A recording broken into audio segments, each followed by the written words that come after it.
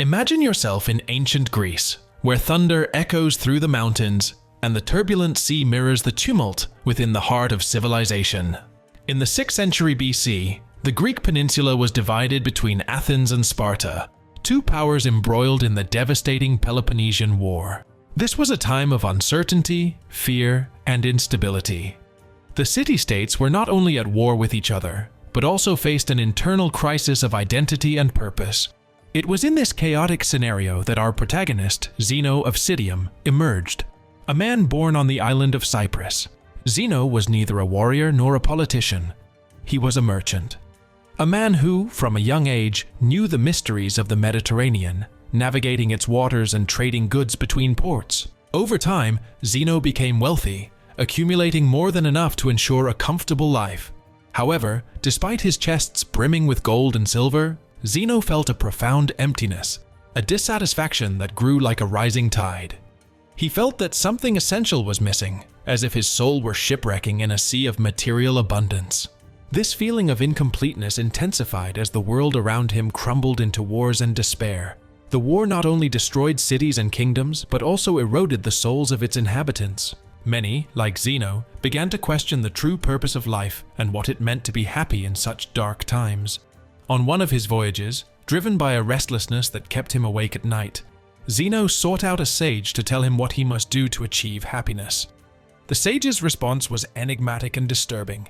To be happy, you must equal the dead. These words resonated in Zeno's mind for a long time. What did it mean to live like the dead?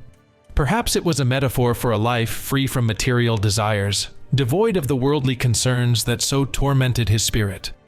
He was not sure, but he felt there was some truth in that strange statement. Determined to discover the deeper meaning behind these words, fate seemed to answer his restlessness when a violent storm struck his ship during one of his trading routes. Within minutes, the sea swallowed all his goods. Everything he owned was lost forever. Zeno survived, but his wealth was dragged away by the waves, leaving him with nothing but his own reflections. In this moment of despair and total loss, he understood the sage's message. True happiness could not depend on material things. To be truly free, he must free himself from the world's shackles, just like the dead. This revelation changed Zeno's life forever. Determined to find deeper answers, he set out for Athens, the heart of the philosophical world. He knew that knowledge and true happiness were not in the riches the sea had stolen from him, but in something much more profound and lasting. He headed to Athens, determined to explore the waters of wisdom. Little did he know that his quest would lead him to an encounter that would forever change Western philosophy. What would Zeno find in the streets of Athens that would lead him to question everything he knew? Upon arriving in Athens, Zeno felt like a reborn man. His possessions were lost at the bottom of the sea, but paradoxically, he felt lighter. Athens, with its marble streets filled with sculptures and imposing temples, was much more than a city. It was the cradle of Western philosophy. For Zeno, every corner, every stone seemed to whisper ancient secrets. Amid all that grandeur, he was determined to find answers to his restlessness. Without wasting time, Zeno headed to one of the city's grand libraries, a place where knowledge was stored on scrolls of parchment, carefully preserved for centuries. There, lost among thoughts and manuscripts, Zeno found a text that would change his life forever, a work about Socrates. Socrates' philosophy, marked by an incessant search for knowledge and the importance of virtue, resonated deeply with his spirit. He realized he was on the right path, but there was still much to learn. As he absorbed Socrates' ideas, Zeno heard about a man named Crates, a famous Cynic philosopher in Athens. Crates was known for his disdain for material goods and luxurious living. He lived according to the principles he preached, devoid of possessions and attachments, seeking a life of simplicity and self-control. Curiously, Crates radiated an inner peace that Zeno had never seen before. The way he seemed to walk the streets unhurriedly, unconcerned with what others thought or did, deeply intrigued Zeno. Zeno decided to follow the advice of a bookseller, who, seeing him immersed in thought, pointed to Crates and said, "Follow that man." He observed Crates for days, fascinated by how the Cynic philosopher interacted with the world around him. One day, gathering courage, Zeno approached him. The encounter was transformative. Crates, with his simple cloak and serene smile, welcomed Zeno as a disciple, and the young merchant began to learn about inner freedom, a freedom that did not depend on possessions but on self-mastery. Under Crates' guidance, Zeno delved deeply into philosophy. He began to question everything he had learned so far, seeking a truth that transcended the material. But Zeno was not satisfied just repeating what the ancient masters had said. He wanted something more, something that connected his life experiences, the loss of his wealth, the search for meaning, and that helped him understand what it really means to live a fulfilling life. It was during these moments of study and reflection, often outdoors in the porticos of Athens, that Zeno began to develop his own philosophical ideas. He realized that, just like the storm had taken his goods, what truly mattered could not be taken from him. This was a radical idea. The value of life was not in what we possess, but in how we live. Inspired by Socrates and motivated by Crates' radical practice, Zeno began to formulate the principles of what would come to be known as Stoicism, a philosophy that teaches living in accordance with nature, accepting what we cannot control, and cultivating virtue as the only true good. As his ideas began to solidify, Zeno attracted others who were also searching for answers to their own restlessness. They gathered around him in the porticos of Athens, captivated by his wisdom and his serene way of living. Gradually, Zeno's group grew, forming what would come to be known as the School of the Stoics, the philosophers of the portico. But what really meant living according to nature? What challenges would the early Stoics face as they tried to apply this new philosophy in practice? As time passed, the small group that gathered around Zeno in the porticos of Athens began to grow. There were young philosophers, curious merchants, retired soldiers, all fascinated by this new path Zeno was beginning to trace. His philosophy was not just a distant theory, it was a daily practice, a way of living that integrated into every aspect of everyday life. Zeno spoke with a conviction that only someone who had lost everything and found themselves could have. The central idea he taught was the pursuit of eudaimonia, a Greek word that can be translated as true happiness or supreme well-being. For Zeno, achieving eudaimonia meant living in harmony with physis, nature, not just as the physical world, but as the rational universe, a system ordered by logic and reason. This view was radical for many. Living according to nature meant living according to reason, not being carried away by momentary passions or desires. During his open-air lectures, Zeno began to outline the 4 cardinal virtues that would become the foundation of Stoicism: wisdom, courage, justice, and temperance. Wisdom was the virtue that guided correct judgment and decision-making. Courage allowed facing adversities without losing composure. Justice was the duty to treat others with fairness and respect. And temperance, or moderation, taught balance in all things, avoiding extremes. For Zeno, these virtues formed the core of a well-lived life. But Zeno's philosophy did not stop there. He argued that external things, wealth, fame, power, were not inherently good or bad. What really mattered was the internal state of each individual, their ability to control their impulses and emotions. True freedom, Zeno said, was not freedom from external circumstances, but freedom of the mind. This was a powerful message, especially in times of great uncertainty and change. For many, Zeno's philosophy offered new hope, a way to find peace and stability in a world that seemed always on the brink of chaos. As Zeno's group of followers grew, he attracted disciples who would help expand his ideas and take them beyond the confines of Athens. Among them was Cleanthes, a former boxer whose physical strength was matched by an unwavering determination to understand what a virtuous life meant.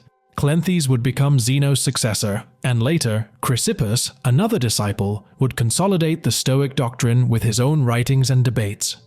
Under the leadership of these new thinkers, Stoicism evolved but never strayed from the central ideas Zeno had established: living according to nature, cultivating virtue, and accepting what cannot be changed. The impact of Stoicism would not be limited to Athens. Zeno's ideas were about to cross the Aegean Sea and make a lasting impact at the heart of the Roman Empire.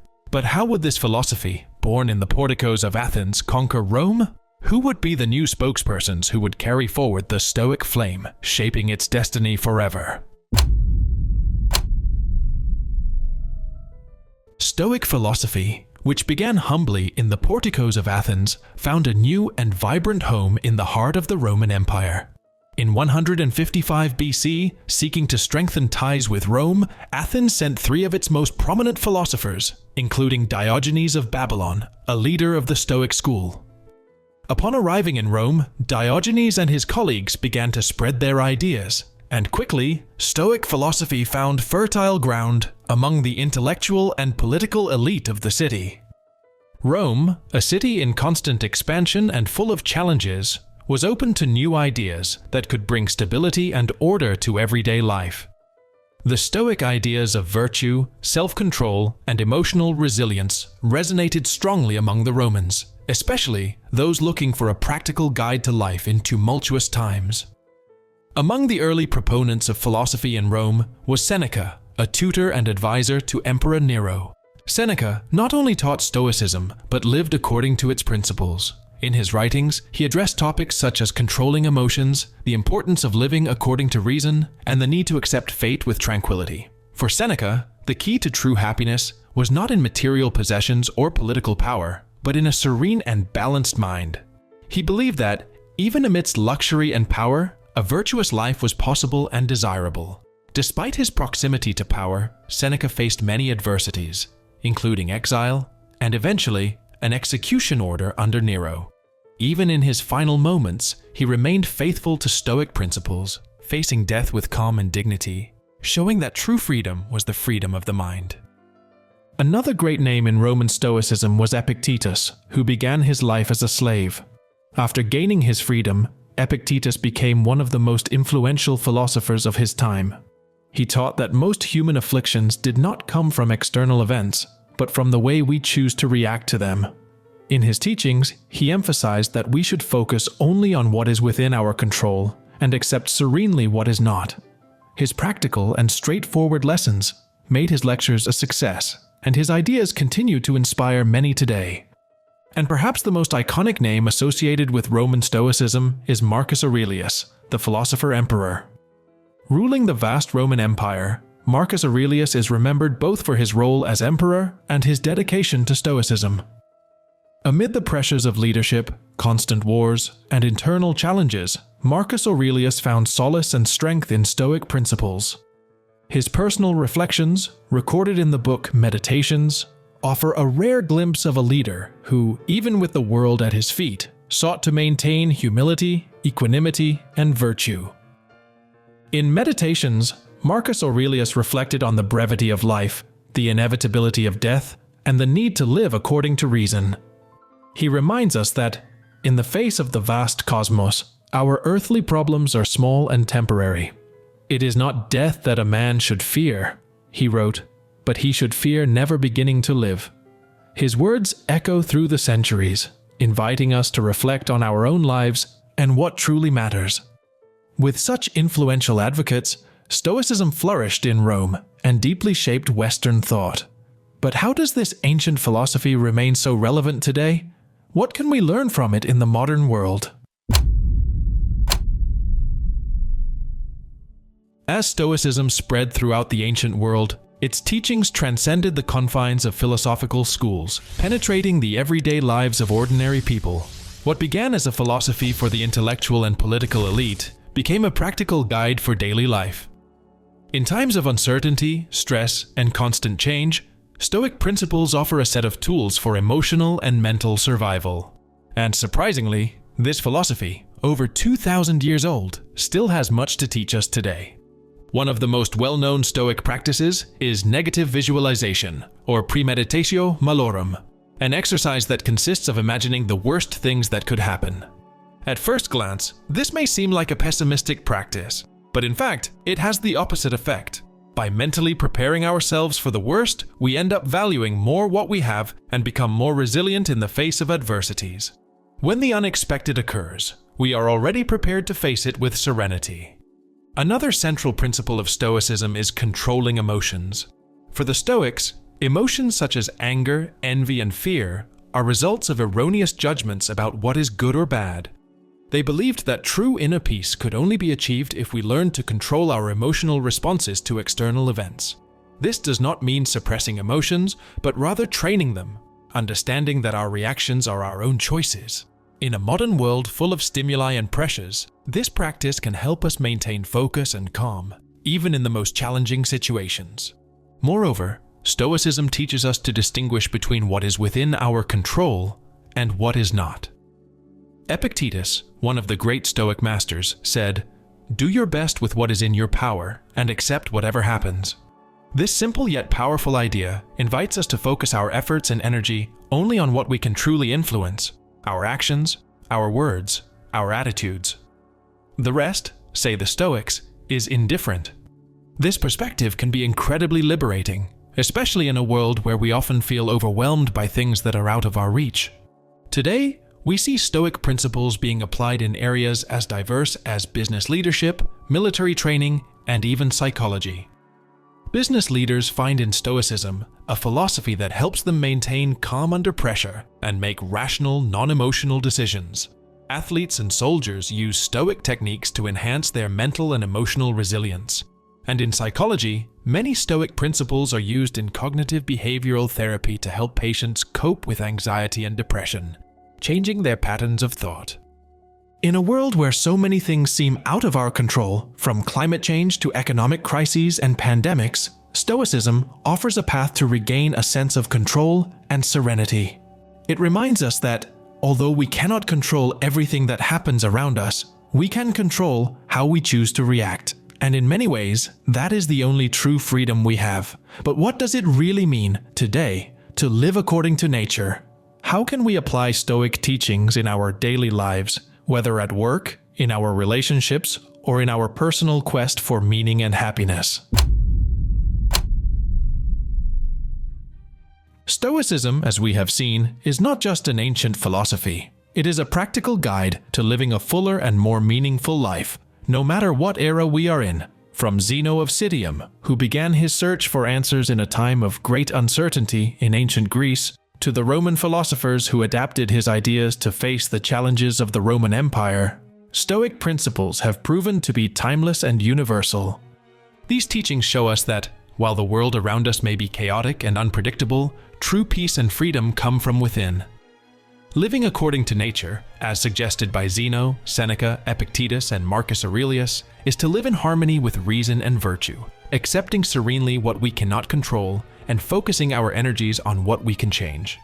In an era where so many seek control, power, and status, the Stoics remind us that true wisdom lies in recognizing the limits of our control and in finding contentment and resilience in our own attitudes and choices. Today, more than ever, Stoicism offers tools to face the challenges of modern life. Whether dealing with work-related stress, economic uncertainty, or mental health issues, Stoic principles help us cultivate a calm mind, a balanced perspective, and an inner strength that does not falter with life's storms. But Stoicism also challenges us to reflect on what really matters. It invites us to ask difficult questions. What is true happiness? What is true success? How can we live a life that, in the end, is worth having lived? There may be no simple answers to these questions, but Stoic philosophy offers us a path, a direction. It encourages us to live with purpose, to cultivate virtue, and to find serenity in a world of constant change. As we say farewell to this journey through the paths of Stoicism, it is important to remember that these ideas are not just to be studied, but lived. As Marcus Aurelius said in his Meditations, "The life of each man is what his thoughts make of it.